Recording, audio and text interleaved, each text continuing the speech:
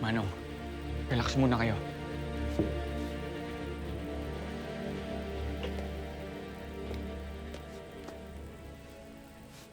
Manong, utang ko sa inyo ang buhay ko.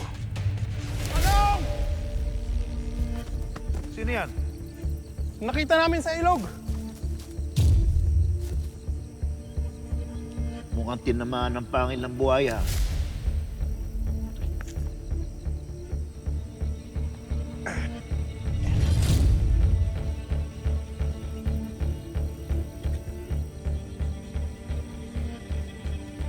Umasa na lang tayo na maghihilom ang mga sugat niya.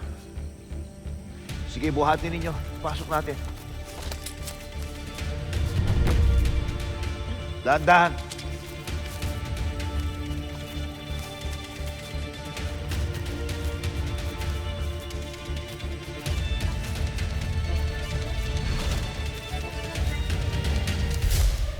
At handa ko iali ang buhay ko para maisakatuparan ng mga plano natin na makaganti kay na Julio at Ivan.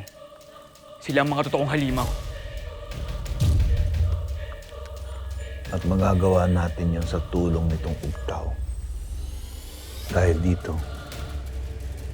wala na tayong kahinaan.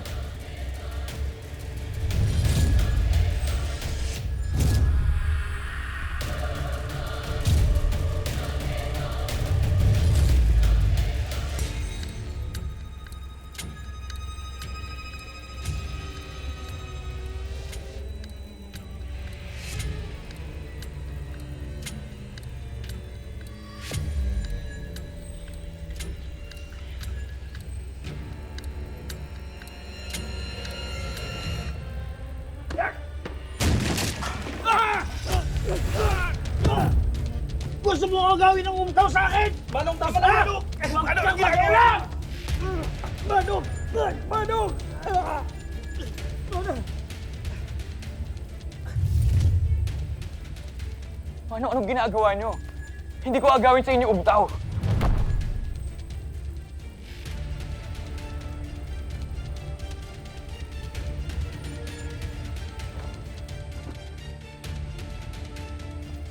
Iniingatan ko lang. Ito ang alas natin sa mga kalaban. Kung meron tayong alas, meron ding alas sila Julio. Si Bangkil, nakapanig siya sa mga kalaban. Si Bangkil na siya ring apo mong si Lolong.